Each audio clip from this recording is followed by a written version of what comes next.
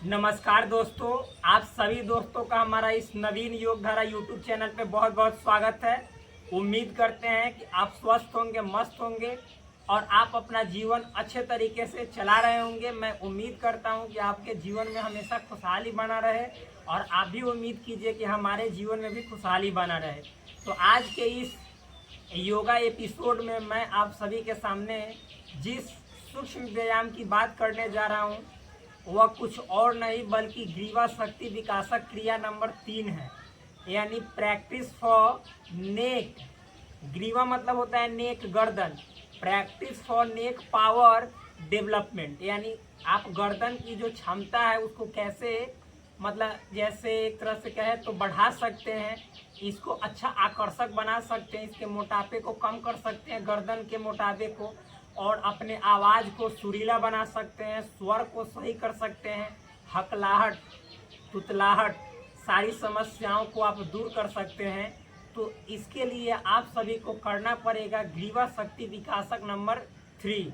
देखिए, मैंने नंबर 1 मतलब ग्रीवा शक्ति विकासक क्रिया 1, ग्रीवा शक्ति विकासक क्रिया 2, ग्रीवा शक्ति विकासक क्रिया 3, ये तीनों जो है सो आप तीनों में से कोई एक को कीजिएगा, फायदा सेम पहुंच जाएगा।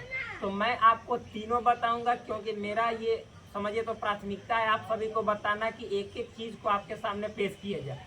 इसके लिए मैंने आपके सामने जो पुस्तक रखा है आपको बताने के लिए, वो है संपूर्ण योग विद्या, जो कि बहुत ही एक तरह से देखा जाए तो उपयोगी पुस्तक है योग के लिए।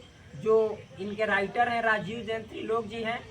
इन्हें मतलब समझिए तो बड़े बड़े लेवल पे जो ऋषि महर्षि हैं उनके द्वारा सम्मानित किया गया है। ये अच्छे राइटर हैं।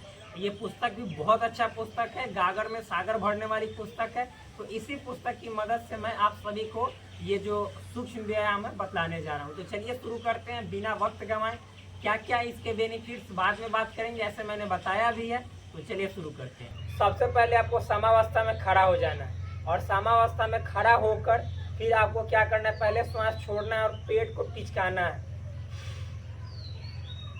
ये पेट अंदर की ओर गया, ठीक। और फिर इसके बाद क्या करना है, श्वास भरना है और पेट को फुलाना है।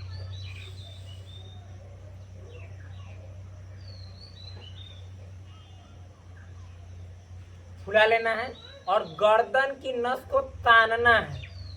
मतलब उसी समय देखिए, बोल देते हैं तो फिर तो मतलब दिक्कत हो जाती है, लेकिन मैं आपको बतला रहा हूँ। गर्दन की नसों को तानना है। तानना है मतलब इस पे तनाव देना है जब आप श्वास लेंगे उसी समय। जैसे देखिए, अब मैं बतलाऊंगा आपको, बोलूंगा नहीं, केवल करके दिखाऊंगा, इशारा करूंगा। पहले मतलब कि क्या करना है, तो श्वास छोड़ना है पेट को पिचकाते हुए। देखिएगा,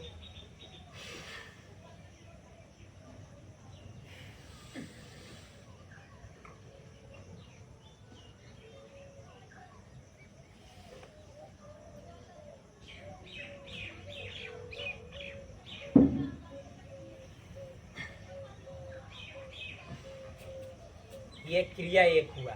यानी पहले आपको पेट मतलब श्वास लेकर पेट को पिचकाना है और फिर श्वास जब लीजिएगा तो पेट को फुलाना है और गर्दन पे उसको मतलब कि आपको जोर देना है, एक तरह से तनाव देना है। देखिए फिर से बता रहा हूँ कैसे।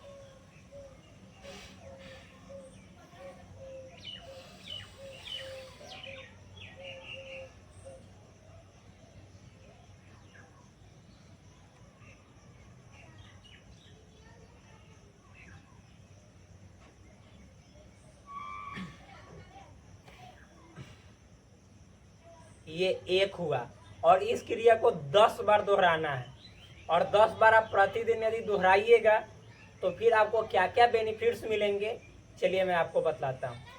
तो देखिए, मतलब मैंने सबसे पहले क्या बताया, सबसे पहले आपको समावस्था में खड़ा हो जाना है, फिर उसके बाद श्वास को छोड़ देना है, पेट पिचकाना है और नाक से फिर श्वास लेना है तो पेट को फुलाना है और ये जो है ना गर्दन वाला एरिया, इस पे तनाव डालना है, यानी खिंचाव उत्पन्न करना।